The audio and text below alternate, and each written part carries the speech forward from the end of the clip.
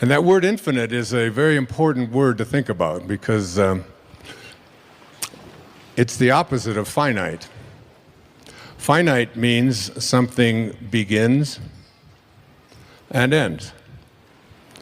If it didn't end any place or didn't begin any place, we wouldn't be able to call it finite. We would say it is always continuing. The minute that it stops, the minute we have a form to it, the minute we place anything on it that is associated with this physical, corporeal world that we all live in, it moves from the infinite to the finite. So to try to define that which is infinite with a brain or a mind that is finite is an impossibility. Lao Tzu knew this and understood this. It's why meditation is such an important part of the process of coming to our highest self, coming to know who we are. It's the place where there are no beginnings. Herman Melville once said that God's one and only voice is silence. Is silence. It's the one place where there's nothing finite there. And Blaise Pascal, the famous French philosopher and scientist, once said that all of man's troubles stem from his inability to sit quietly in a room alone. But most of us just aren't comfortable with this because we have come to believe and trust in the evidence for who we are is on the basis of that which we can touch and see and feel and smell, what our five senses tell us. But our five senses lie to us. William Blake pointed that out beautifully in one of his poems back in 1777. He said, to see the world in a grain of sand, and a heaven in a wildflower, to hold eternity in the palm of your hand, and infinity in an hour, we are all led to believe a lie. When we see with, not through the eye, which was born in a night, to perish in a night, while the soul slept in beams of light. We are all infinite beings in a temporary human experience. I've said it over and over again. Whenever people ask me what's my very favorite quote, my very favorite observation, it came from Pierre Teilhard, the French priest who was excommunicated from the Catholic Church for his outrageous ideas. He said that we're not here as human beings having a spiritual experience. It's the other way around. We are all infinite spiritual beings having a temporary human experience. And coming to a place where we live our lives from that infinite place and beginning to know our soul. So getting to know the soul, the spirit, and not identifying ourselves on the basis of our physical senses. It's the essence of my newest book, which is a PBS special called Wishes Fulfilled. It's the whole message behind all of it, is to really come up with a specific way to come in contact with this infinite part of ourselves. Now remember, if it's infinite, it doesn't stop any place. It doesn't start any place. That's by definition infinite. So if something doesn't start and doesn't stop, what is it doing? It has to be expanding, doesn't it? The minute it stops expanding, it's finite. We're no longer talking about the soul. We're talking about what Blake said, we see with, not through our eyes. So here's what I jotted down. The ideal of the soul, the thing that it asks for, is neither knowledge, nor light, nor happiness. The ideal of the soul is space, immensity. The one thing it needs more than anything else is to be free to expand and to reach out and to embrace the infinite. Yeah, the ideal of the soul is infinity, because that's what the soul is. All of us are here in bodies that we believe is who we are. We're totally convinced of it. I was in a 21-year-old body, and I can't find any part of it anywhere on the planet. But while I was in it, I was absolutely convinced that this is who I am. And then I moved into another body, and another body, and another body. And the same is true for each and every one of us here, that there is some part of us that is infinite, that is the soul, that is the spirit. The first is that force always creates a counterforce. Force creates a counterforce, whereas power is always creates grace. Grace and power, over and over again, he reports the research, that power is something that will bring grace, that will bring God, will bring consciousness to the presence of it, whereas force always creates a counterforce. So that when you have a force, that is, if you react with shame, if you try to make your children feel ashamed, what are they going to do back? They resent, and what are they going to try to do to you? Some way of making you feel ashamed as well. It happens every time. You just have to watch it. You try to shame them and watch if they don't try to shame you.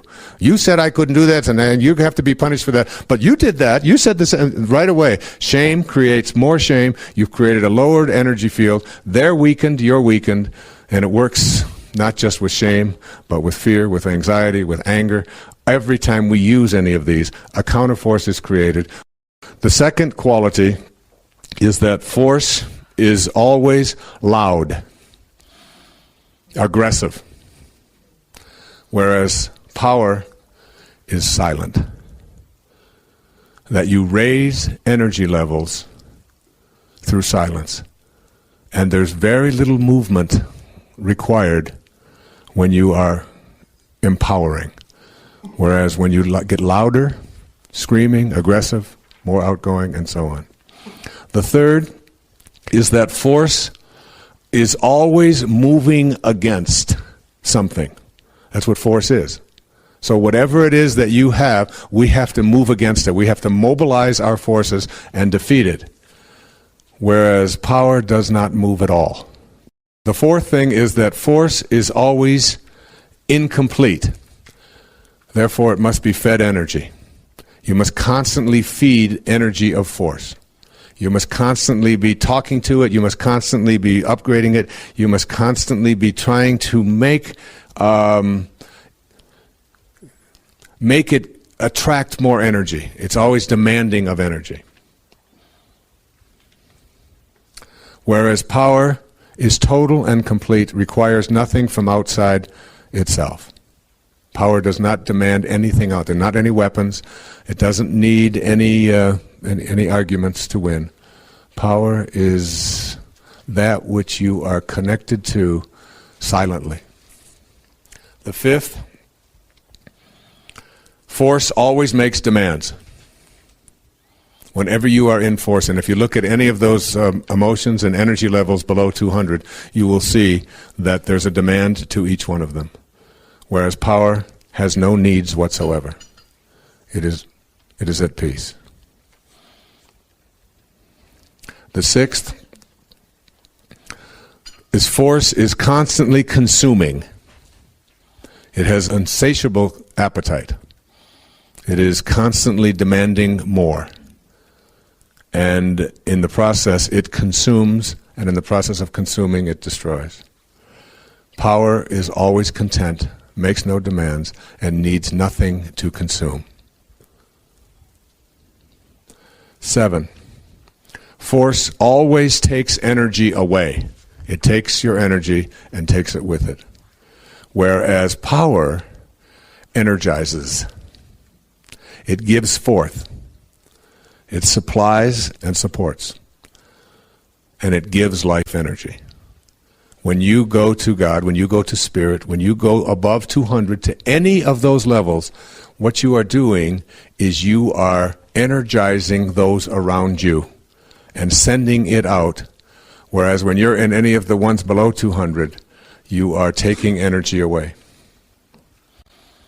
The eighth is that force is always associated with judgment and generally makes us feel badly about ourselves. Any of those emotions, any of those thoughts have to do with judging, and ultimately when you experience those thoughts or you're in the presence of someone who is using those thoughts, you will end up feeling badly or worse for the experience.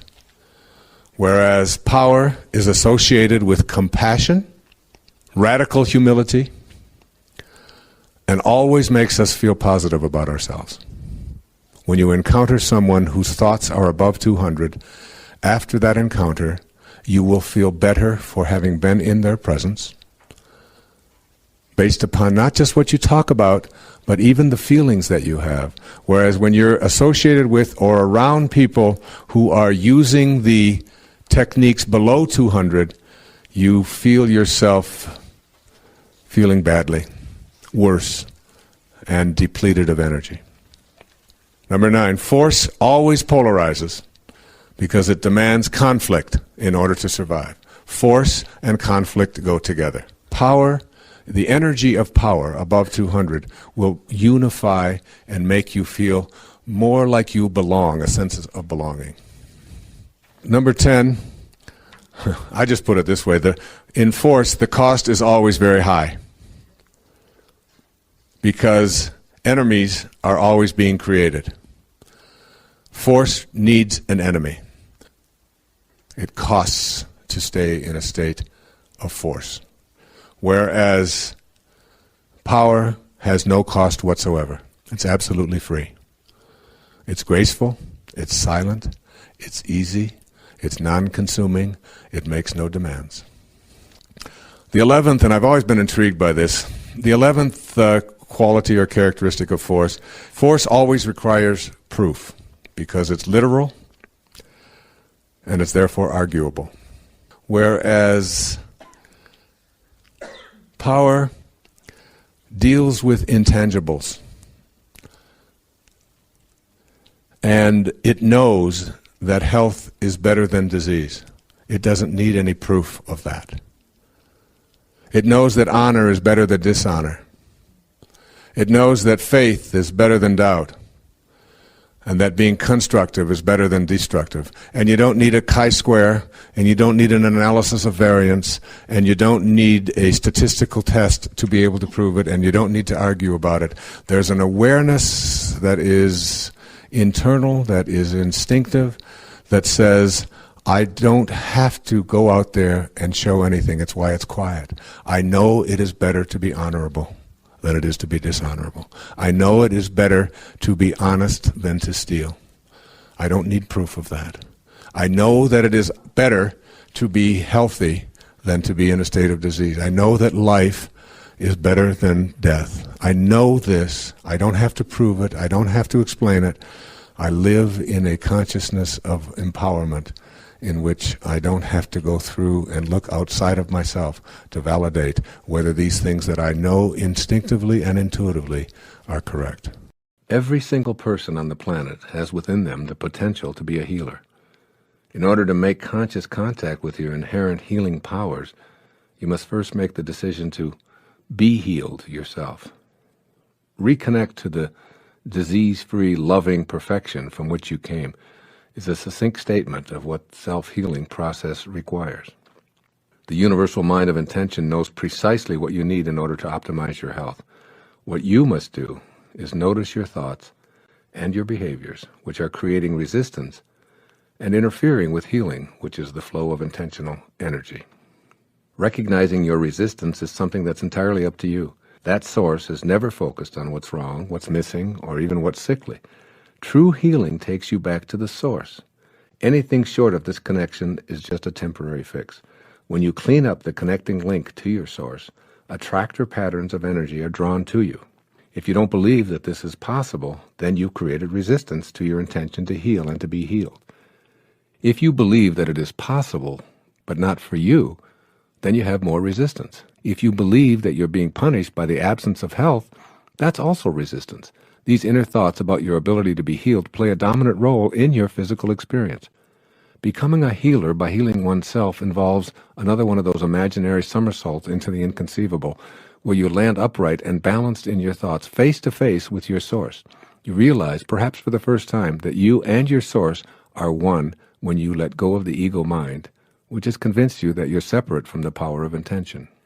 From thoughts of sickness to intentions of wellness. The decision to create is the decision to intend. To create healing, you can't have thoughts of illness and anticipate your body falling victim to disease. Become aware of the thoughts you have that support the idea of sickness as something to be expected. Begin noticing the frequency of those thoughts. The more they occupy your mental landscape, the more resistance you're creating to realizing your intention. You know what those thoughts of resistance sound like. I can't do anything about this arthritis. It's the flu season. I feel okay now, but by the weekend it'll be in my chest and I'll have a fever. We live in a carcinogenic world. Everything is either fattening or filled with chemicals. I feel so tired all of the time. On and on and on these thoughts of resistance go. They're like huge barricades blocking the realization of your intentions. Notice the thoughts that represent a decision on your part to buy into the illness mentality of the huge profit-making drug companies and a healthcare industry that thrives on your fears. But you're the divine, remember? You're a piece of the universal mind of intention, and you don't have to think in these ways. You can opt to think that you have the ability to raise your energy level even if all of the advertising around you points to a different conclusion. You can go within and hold an intention that says, I want to feel good. I intend to feel good. I intend to return to my source, and I refuse to allow any other thoughts of disorder or disease in. This is the beginning. You'll feel empowered by this unique experience. Then in any given moment of not feeling well, choose thoughts of healing and feeling good. In that instant, feeling good takes over, if only for a few seconds. Illness is not a punishment. You don't have a need for healing because you were bad or ignorant or as retribution for past life offenses. You've taken on whatever you're experiencing for whatever lessons you need to learn on this journey, which is being orchestrated by the all-providing intelligence that we're calling intention. In an eternal universe, you must view yourself and all others in infinite terms. Infinite terms means that you have an infinite number of opportunities to show up in a material body to co-create anything. As you view the sickness of the mind and body that permeates your own life as well as the rest of humanity, try viewing it as part of the infinite nature of our world. If starvation, pestilence, or disease are a part of the perfection of the universe, then so is your intention to end these things a part of that same perfection. Now decide to stay with that intention, first in your own life, then in the lives of others. Your intention will match up with the intention of the universe, which knows nothing of egos and separation, and all thoughts of illness as punishment and karmic paybacks will cease to exist. You can't heal anyone until you allow yourself to be healed. Connect to a loving, kind, receptive to healing energy, which is the field that intended you here. Be willing to accept the fact that you're a part of the healing energy of all of life. The same force that heals a cut on your hand and grows the new skin to repair it permanently is both in your hand and in the universe as well. You are it. It is you. There's no separation. Be conscious of staying in contact with this healing energy because it's impossible to separate from it except in your ego-diminished thoughts. By raising your energy to a vibrational match with the field of intention, you're strengthening your immune system and increasing the production of well-being enzymes in the brain. A change in personality from being spiteful, pessimistic, angry, sullen, and disagreeable to one of passion, optimism, kindness, joy, and understanding is often the key when witnessing miraculous acts of spontaneous recovery from what were called fatalistic prognostications. Don't ask to be healed, ask to be restored to that perfection from which you emanated. Let nothing interfere with the intention that you have to heal and be healed. Discard all negativity that you encounter. Refuse to let in any energy that will weaken your body or your resolve. Convey this to others as well. Remember, you're not asking your source to heal you because this assumes health is missing from your life. Come to the source as whole and complete. Banish all thoughts of illness, and know that by connecting back to this source, filling yourself with it, and offering it to others, you become healing itself. How would we think and act in daily life if we were truly aware of our divine essence? Obviously, there wouldn't be room to reproach yourself because we wouldn't doubt our abilities. In fact, we'd never look in the mirror and feel anything but love and appreciation. We'd see ourselves as fully capable of attracting all we desire. We'd treat our body with reverence and care, giving thanks for its divine design. We'd celebrate every thought we have, knowing its divine origin, and we'd become aware of our enormous talents and be awed by all that we are. We need to encourage the awareness of our magnificence in every regard. When that awareness has been reawakened, the seedlings of inspiration will begin blossoming. Here's a way of expressing these fundamental truths offered by the writings of the Baha'i Faith. This most great, this fathomless and surging ocean is near, astonishingly near, unto you. Behold, it is closer to you than your life vein. Swift as the twinkling of an eye you can, if you but wish it, reach and partake of this imperishable favor, this God-given grace, this incorruptible gift, this most potent and unspeakably glorious bounty. There's no way to be in spirit without a changed awareness. So when we accomplish this, we give ourselves the gift of moving from being flawed, limited, lacking, and imperfect to being completely comfortable with our magnificence. This unspeakably glorious bounty is so close to us, all we have to do is make a few twinkling of an eye adjustments. So why not begin right now? Here are 3 of the most obvious and important changes in awareness that you can make. 1. Changing the awareness of our magnificent talents and abilities. I want to emphasize an extremely important point. I'm not talking about self-esteem here, nor am I referring to levels of confidence. Rather, I'm saying that we need to keep the important question, who am I, in the forefront of our mind. This question doesn't revolve around previous life experiences, has nothing to do with what we've been told our special qualities or unique abilities are, and it isn't related to how worthy or worthless we feel about ourselves. It has to do with a simple truth. As Epictetus, a philosopher in the 1st century AD, said, "You carry a God about within you, poor wretch, and know nothing of it." Just like Epictetus, who was born into slavery yet became one of our most profound teachers, we came into this world with an inexhaustible supply of talent. Our abilities are as limitless as God's are, because we're a distinct portion of the essence of Him. And there's an infallible way to begin entertaining those abilities and creating as He does. That way is to become aware that anything that excites us is a clue that we have the ability to pursue it. Anything that truly intrigues us is evidence of a divine, albeit latent, talent that's signaling our awareness. Having an interest in something is the clue to a thought that's connected to our calling. That thought is a vibration of energy in this vast universe. If something really appeals to us and we feel excited but perceive ourselves as devoid of the talent we think is necessary, it's probably an even higher vibration. Anything that's causing excitement within us is evidence of a spirit message that's saying, "You can do this. Yes, you can." If we react to this message with anything other than, "You're correct, I can do this, I have the ability to do it," then we've selected the vibration of resistance and ignored the vibration of excitement and interest that spoke to us. Our thoughts about who we are, what excites us, and what we feel called to be and do are all divinely inspired and come with whatever guidance and assistance we'll need to actualize these goals. The decision at this point is, are we willing to listen to these divine thoughts that pique our interest, or do we go on listening to the false self that's made us what Epictetus called a poor wretch?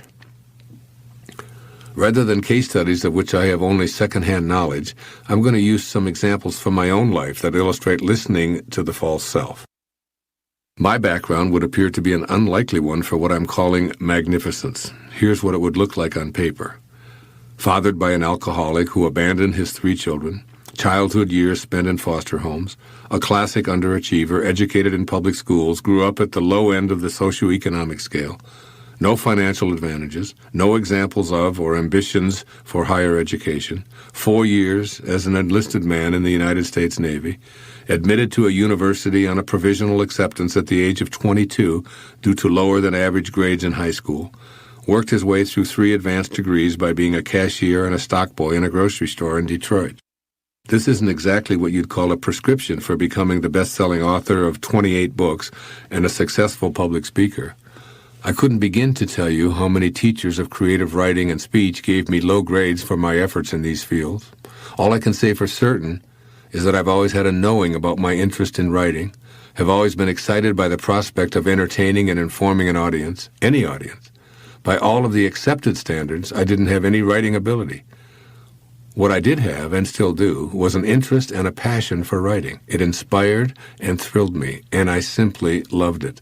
From the perspective of inspiration, I had the ability to do it, and that's all I needed to know. Then as now, I trusted that the universe would handle all of the details, including, will I be published? Will the critics approve? Will my book be a bestseller? Will my mother approve? Will I get an apology from any of my old English teachers? But really, who cares about any of this? The fact that writing excites me is all I've ever needed to know. When I follow that thought and stay with it, I conclude that I have the ability and the talent. And so do you. Like me, it's easy to find what excites you. What do you find intriguing? Does learning yoga and becoming an instructor interest you?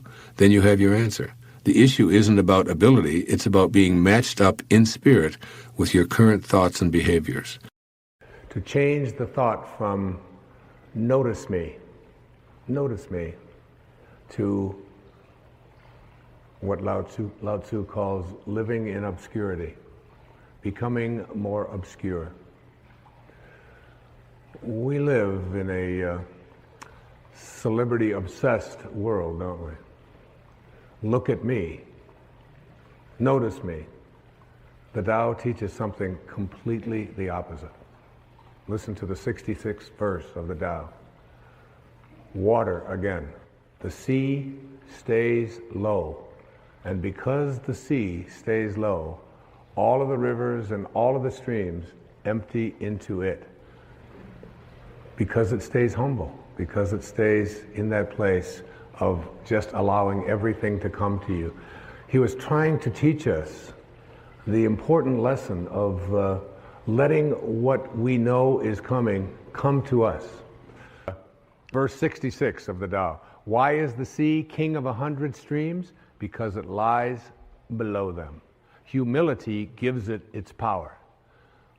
That's a very important principle to understand. And I live on the ocean, right next to it. It's my front yard.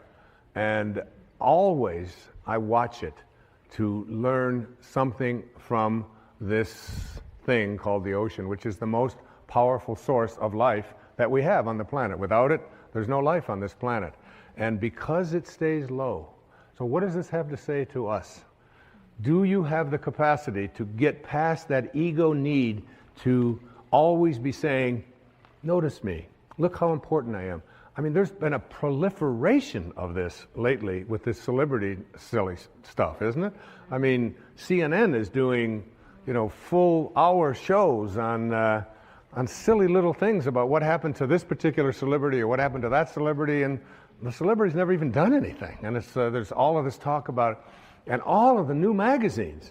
I mean, and you go through an airport and you look on the newsstand and all the same photos, just with different magazines. I don't even know what the names of all of them are, but there's like this huge market now that we have for people to get into a state of notice me, notice me, notice me. And how much do we train our young people, particularly in our schools and so on, that the one who is the star is the one who gets the most attention. The one who is the most important and the most valuable is the one that has the most people liking them and so on. This constant obsession with needing to be noticed. When in fact, what I have found for myself is the happiest moments of my life are when I can do it low and slow and not have anybody out there even know what I'm doing. To be able to, Louise never would have advertise the fact of some of the things I talk about with her generosity. She does it anonymously. It's almost always done in those ways. No, look at me, look and notice me, how important I am, and so on. So much to learn from that kind of wisdom, from that kind of inner connection to the Tao, the ability and the willingness to do it anonymously, to say that you can just get done almost anything that you want to get done if you don't become obsessed with taking credit for it. In the 36th verse of the Tao Te Ching, it says, "The gentle outlast the strong. The obscure outlast the obvious."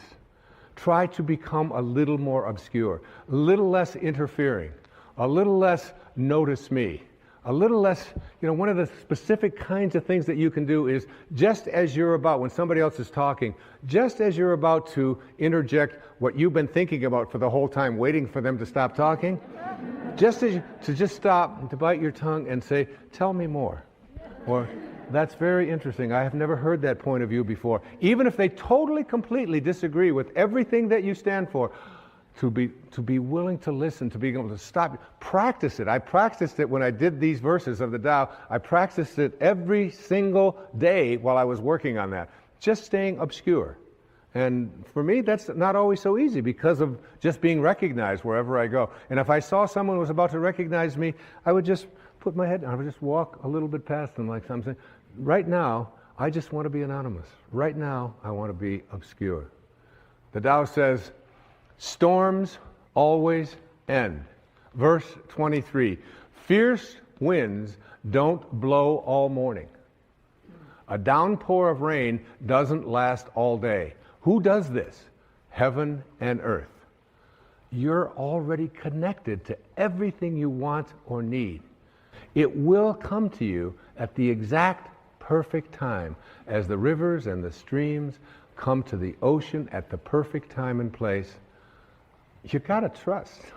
You gotta know it's going to come to you. You don't have to chase after it. You can become a little less obsessed with your ego and your self-importance and who you are and what you've done, and you can get so much more done. And you know what? It's the most peaceful and sweet, delicious way. It's like the song that Cecilia was singing about the rose. Thank you so much, and God bless you. Line by Albert Einstein when he was talking to his students about trying to solve mathematical problems and equations. He said, "You can't ever solve a problem with the same mind that created it."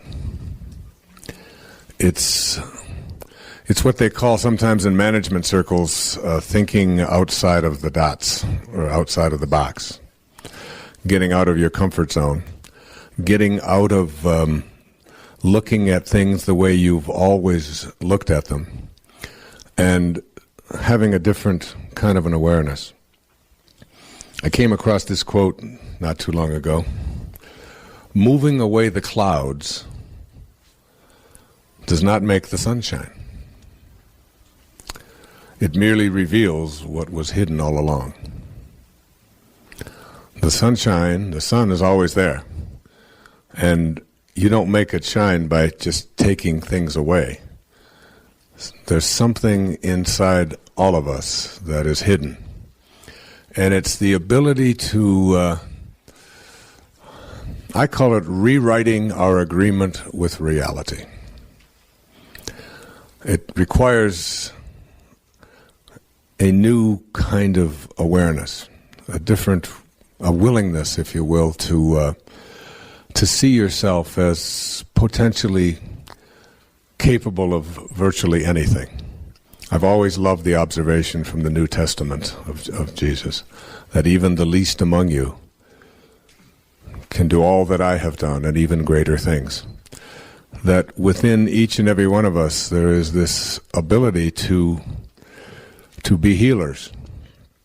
There's this ability to be able to manifest and attract anything into our lives that we put our attention on. There's this ability to live at such a high level of consciousness that we can transcend our bodies. My internal wiring has always been one of whatever it is that I've got in my life as a problem, that I have to take responsibility for it, but I also have the capacity to be able to change it. And not only to change around what it is that is not working for me, but also to change around what I have been attracting into my life. I think it begins with this this whole idea of being inspired. I've always liked that word, inspired, inspiration, because its origin is in spirit. And then the opposite word is being informed. And so when you're in form, in the physical world, when you're in form, you get information, you get lots of information. And this is what we call the information age, right? So there's no shortage of information. They say that on a little chip the size of your thumbnail, we can put the names and addresses of everybody in the United States and Canada on a little chip the size of your thumbnail. That's really more information, I think, than we need. What we are doing is we are moving from the age of information to the age of inspiration, I believe. And as we move into the age of inspiration, where collectively mankind is beginning to have a collective capacity to be able to think thoughts which empower us rather than which weaken us, which, according to Hawkins' research, up until about 1985 or 1986, collectively, mankind's collective thoughts always produced that which weakens us. And now, in the last few years, we have moved above the level where man's collective consciousness is at least at a place where collectively we are empowering ourselves rather than using force. And as we move into the world of inspiration, we have to understand what that means. And Patanjali had a wonderful observation. I wrote about it in Wisdom of the Ages. He said, when you are inspired, that is, in spirit, and remember, it is in the world of spirit, it is in the world of thoughts where we change, where we go to the place where we create anything we want for ourselves in our lives. So that remembering here, the theme is that you can't solve any problem that you might have in your life with the same mind that created it. So you're moving into a place now called spirit. That which is seen hath not come from that which doth appear. We're moving into the world of the invisible now. When you are inspired, and think about the moments in your life when you've had the most inspiration, inspirado. You lose any touch of fatigue.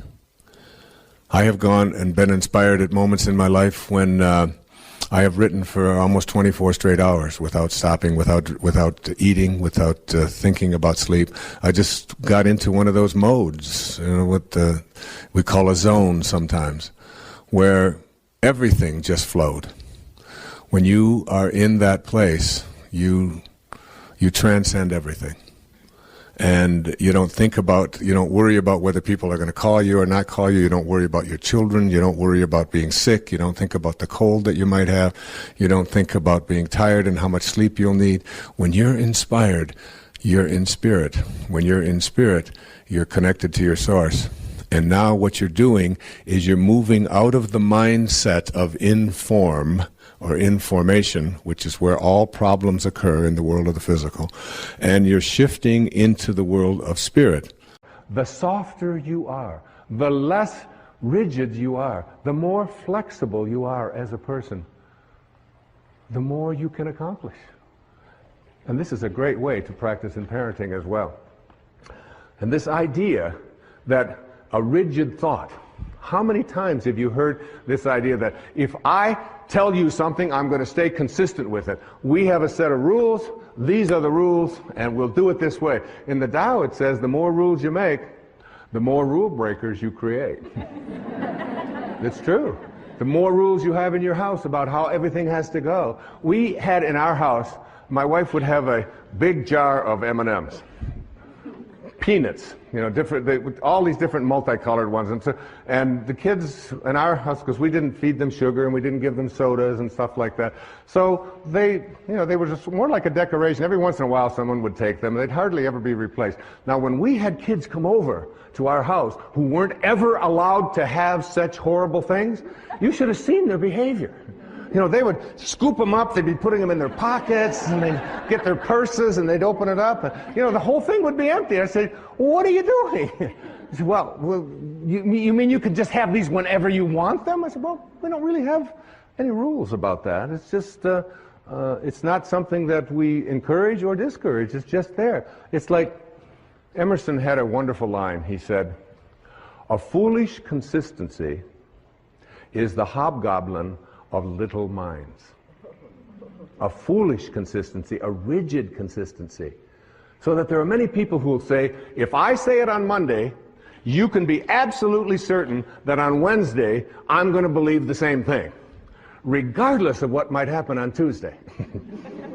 Now, Tuesday might have something real that you might want to be changing your mind. You might want to say, I thought that this time, but now I've seen this, and now we can shift. And you can see how this can become and so much about the Tao is on leadership. Leadership in the family, leadership in the community, leadership geopolitically. Less rigidity, more openness, more willingness to listen and say, I changed my mind. Because a foolish consistency is the hobgoblin of little minds. And what I believed on Wednesday has changed because of what happened on Tuesday. Now, another important thing to say to your children, to your friends, to your lover, to your spouses, to whomever, to the people you work with, words that we're so terrified to say, but which give us a sense of living with the Tao. I don't know. I don't know. I'll look it up. Say it. I don't know. Doesn't hurt. Say it again. I don't know. Isn't it fearful? I mean, so many people, and it's like very freeing, because my kids ask me something, and I say, I don't know. They say, Dad, you know everything. You know everything. I say, well, I don't know that, and I'll look it up, or we'll try to find an answer to that, but I don't quite know. I know that I spent 20 years running, and I ran every day for 20 years, for 22 years, without missing a day. 8 miles. Never missed a day. That's rigid, all right? Some call that obsessive. But you brush your teeth every day, I used to say, and you don't call that obsessive. And you go to the bathroom every day, and you don't say, well, he's obsessively doing that again today. You don't do that. But anyway, what I learned is that even in the world of exercise, there are certain things that are built in to make us rigid, to make us stiff, to make us hard. And we lift, and we run, and we kick, and this is what we call working out. There's another kind of working out that is ancient. It goes back to the time of Lao Tzu and before, which is called yoga. And yoga means union. It means union with your source. And when you do yoga, you can stay in the same place. You can do the equivalent of 8 miles. When I used to run 8 miles, I had to run 4 miles that way, turn around, 4 miles back. And I'd be sweating. Now I can do yoga, and I can just stand in one place. And in 90 minutes, by being supple, by making myself stretch, by not being hard and rigid, I can get that out there. I can get that leg up. I can do these kinds of things. And 90 minutes later, it's like I'm totally sweating, and I feel so different. I used to, when I would go out at night to eat or something, after running so many miles, running marathons and doing those things, I'd go to get up, and it would be, okay, it's going to take a little while, because everything was so, that doesn't happen anymore, because I've given up hard. I've given up being rigid and substituted it for being supple, for being flexible, for living a life in which I don't have to always be so fierce. Listen to this verse of the Tao Te Ching. It's one of my all-time favorites, verse number 76. A man is born gentle and weak. At his death, he becomes hard and stiff. All things, including the grass and the trees, are soft and pliable in life, dry, and brittle in death. Stiffness is thus a companion in death. Flexibility is a companion in life. And it's not just for how you exercise, it's how you think, how you think. In order to cultivate your witness, you need to learn to observe your reactions in order to go beyond them. It is the going beyond that is the crux of the sacred quest. There are many ways that you can use the observation process. Here are a couple of them that are very important.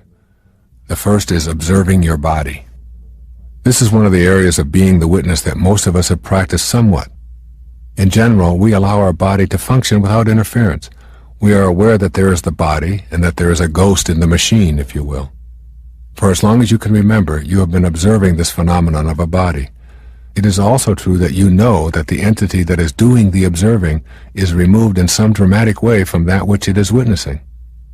As you are listening to these words, you are allowing your body to act out its destiny without your meddling. You are not busy beating your heart or filling your lungs or oxygenating your blood supply or circulating your vital fluids. You allow your body to operate itself, and you allow another part of you to know the way of being the divine, quiet, non-interfering observer. This way has served you well. By just observing your body and detaching yourself from its functioning, it works as perfectly as it was ordained to. If you were constantly monitoring and attempting to control your bodily functions, you would be unduly attached to its outcome, and you would inhibit its natural functions. The times in your life when you worry or interfere with the natural functions of your body are the times when you find it breaking down. Feed your body the wrong foods and it will respond with lethargy and disease. Fail to exercise it and it will become overweight and groggy.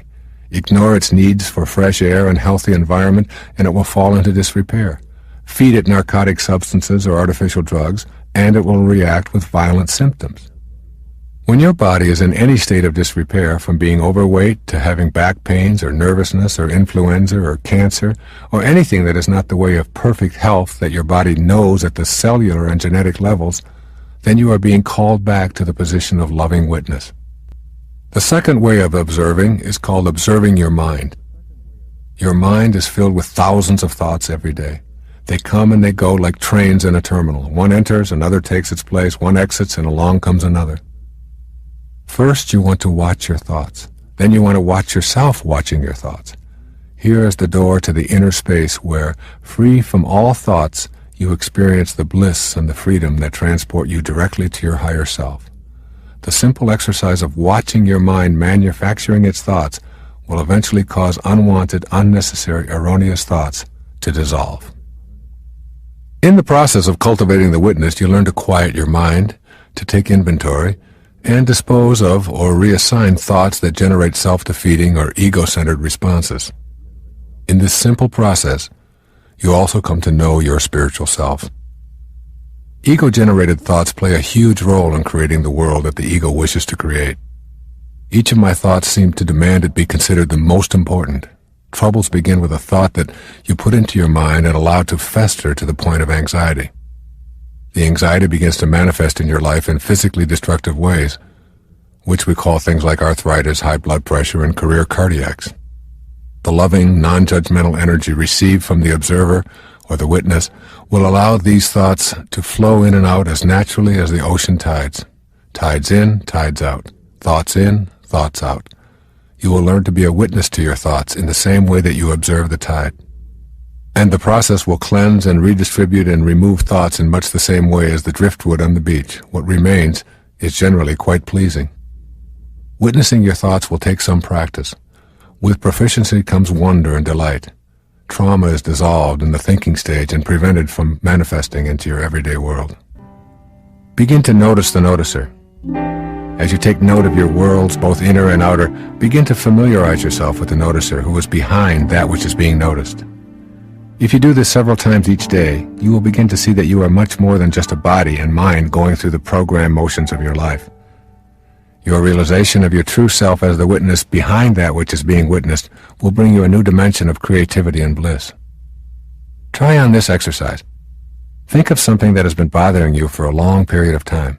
Now go to a quiet place and close your eyes. Just see the problem surfacing on the blank screen in your consciousness. Notice all aspects of the problem, what it looks like, when it shows up, what you feel when it is on your mind, the pain and the fear that you have when it is present, how you have dealt with it unsuccessfully in the past. Think of everything that you can which is related to the problem. Then, detach yourself in your mind from the problem. Just allow it to sit there on the screen of your mind. Look at it from the viewpoint of the compassionate witness who just non-judgmentally notices the screen. Watch it like a movie, allowing it to change in whatever way it does. Just observe it with loving permission for it to do whatever it wants to do. You will see it change and fade in and out of awareness. With each change or movement on the screen, remain in the caring witness mode of knowing the energy will do what it will and will also be accompanied by the loving energy from the witness. Often, just this act of observation will result in a feeling of the problem having dissipated. If that happens, observe that also from the position of caring observer. I once practiced this act of observation when I was injured and unable to play tennis. I reacted at first to the pain in my foot with statements like, "This injury is keeping me from doing what I want to do and I'm really upset about it." I found that no matter what I tried, the pain persisted, and I was unable to pivot and consequently had to discontinue an activity that I loved. I then took the witness stance. I no longer saw myself as having an injury. I attributed the pain only to my body and not to me. I witnessed the entire thing and merely watched it. I lovingly witnessed the pain, the way it showed up, my feelings of frustration about it, the color of the swelling, everything. But I refused to think of it as mine. It was only my body's problem.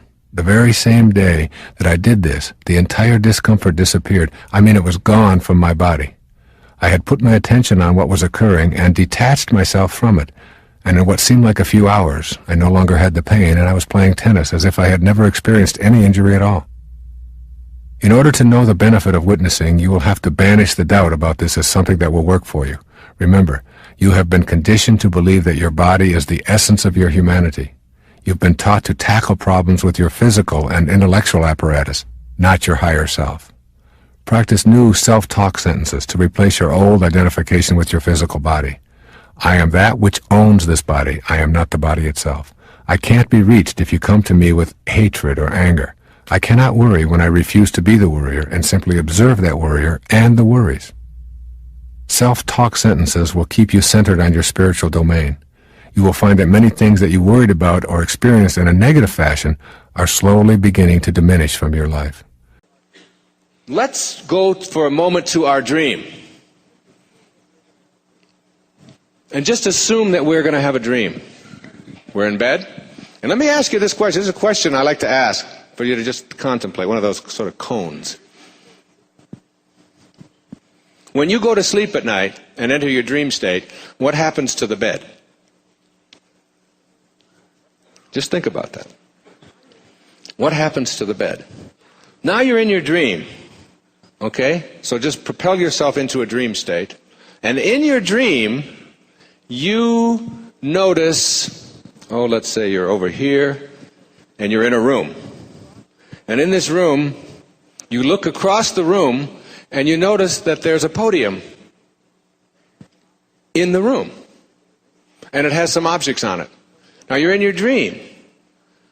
So in the state of dream consciousness, you say to yourself, I would like to examine that podium more closely. How do you do it in your dream? How do you examine it more closely in your dream state? Do you get out of bed? Is there a bed? Now, we're talking about 1/3 of your life here, folks, okay? 1/3 of your life. As Lao Tzu said, I went to sleep and dreamt that I was a butterfly. Then I woke up, and now I don't know. Am I a man who dreamt he was a butterfly, or am I a butterfly who's dreaming that he's a man? So in your dream state, do you get up out of bed, keep it right over there, say, excuse me, honey, wait, get out, and walk over and say, there's a galley of a new book, and there's a pen here, and there's a glass of water, I think I'll have a drink of that. There's a microphone stand, there's things. Do you do that? No, you don't do that. Because you enter your dream without any doubt. So what you do in your dream state is, are you ready? Shoo! Stay alert. And you bring it to you, don't you? In your dream state. Why? Because you have the power of your intention, can have an idea, and whatever you need for the fulfillment of your dream, you bring to you. Here it is. Here it is. Whatever you need. So you're 20 years old in your dream, and you need a jerk to be married to for the next 20 years. There he is. Isn't that great? You need a Maserati? There it is. Whatever you need for the dream, you bring to it. Then you leave the dream and you come into waking consciousness, and now you look back on the dream, and you now have a whole new set of things that you've introduced. And that set of things is called doubt. And the second key to higher awareness, which I'll get to shortly, is called banishing the doubt, but it's connected here. As you enter your dream state, you enter without any doubt about your capacity to do anything. So you can fly, you can jump over trees, you can be young again, you can transcend death, you can stay underwater, you can communicate telepathically with anyone that you want to, right? You have all of these incredible powers. And if someone has died and you want them back, you bring them back. If you need to be 12 again, and then you come into this state and you say, I can't do any of those things because you're stuck in paradigms.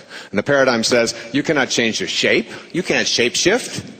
If you're a certain age, you're a certain age. You can't move yourself into, you can't be in more than one place at the same time, which you can do in your dream, easily.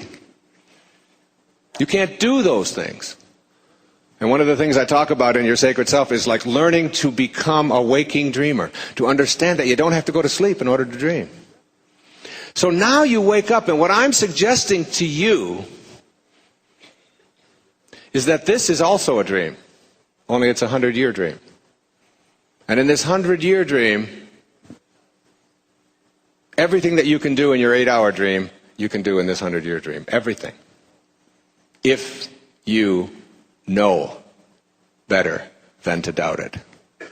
And if you get rid of the paradigms that muck up your life. You have the capacity. But the minute that you introduce doubt into it, like that poem that I started out, Real Magic, which is really my effort to write about how to manifest miracles in your life. From Samuel Taylor Coleridge, he said, what if you slept? And what if in your sleep you dreamed? And what if in your dream you went to heaven and there picked a strange and wonderful flower? And what if when you awoke, you held that flower in your hand? Ah, what then? Is it possible to bring something from a dream state into a waking state? Or is that part of a paradigm? And the tiniest smidgen of doubt that enters your consciousness is what you will act upon. 7 key little words from Proverbs. As you think, so shall you be. If you think that it's not possible, what you think about is what expands. Or as Emerson said, the ancestor to every action is a thought. And the minute you have a doubtful thought in your consciousness, you will act upon that and manifest the fruit of that doubt. And not be able to see it. You will not see it.